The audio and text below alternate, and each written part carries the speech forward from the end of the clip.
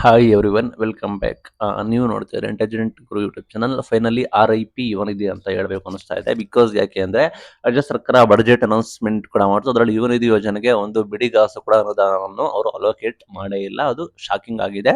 ಬೇರೆ ಬೇರೆ ಯೋಜನೆಯಲ್ಲಿ ನಿಮಗೆ ಅನ್ನ ಬಗ್ಗೆ ಆಗಿರ್ಬೋದು, ಉಚಿತ ಬಸ್ ಪ್ರಯಾಣ ಆಗಿರ್ಬೋದು, ನಿಮಗೆ ರೇಷನ್ ಕಾರ್ಡು ಲೈಕ್ ಉಚಿತ ಕರೆಂಟ್ ಕೊಡ್ತಾ ಇದ್ದಾರೆ. ಎಲ್ಲದಕ್ಕೂ ಕೂಡ ಗೃಹಲಕ್ಷ್ಮಿಗೂ ಕೂಡ ಅನುದಾನ ಕೊಟ್ಟಿದ್ದಾರೆ. ಬಟ್ ಜೀವನ್ ನಿಧಿ ಯೋಜನೆಗೆ ಅನುದಾನ ಕೊಟ್ಟಿಲ್ಲ. ಸರ್ಕಾರ ಹೇಳಿದ್ರು ಡಿಗ್ರಿ ಮುಗಿಸಿ 2 ವರ್ಷದವರೆಗೂ ನಾವು ಕೊಡ್ತೀವಿ ಅಂತ. ಆಮೇಲೆ ಸರ್ಕಾರದವ್ರು ಈಗ ಉಲ್ಟಾ ಹೊಡಿಬಹುದು. ಡಿಗ್ರಿ ಮುಗಿಸಿ 2 ವರ್ಷದವರೆಗೂ ಕೊಡ್ತೀವಿ ಅಂತ ಹೇಳಿದ್ವಿ, ಎಲ್ಲಾರ್ಗೂ ಕೂಡ ಹೇಳಿದ್ವಾ ನಾವು? ನಮ್ದು ಸರ್ಕಾರ ಬಂದು 2 ವರ್ಷ ಆಯ್ತು, 2 ವರ್ಷದವರೆಗೂ ನಾವು ಕೊಡ್ತಾ ಇದೀವಿ ಡಿಗ್ರಿ ಮುಗಿಸಿದವರಿಗೆ. ಮುಂಚೆ ನೆಕ್ಸ್ಟ್ ರದ್ದು ಮಾಡ್ತೀವಿ ಅಂತ ಹೇಳಿದ್ರು ಕೂಡ ಹೇಳ್ಬೋದು. ಒಟ್ಟಾರೆ ಅಲೋಕೇಶನ್ ಕೂಡ ಮಾಡಿಲ್ಲ.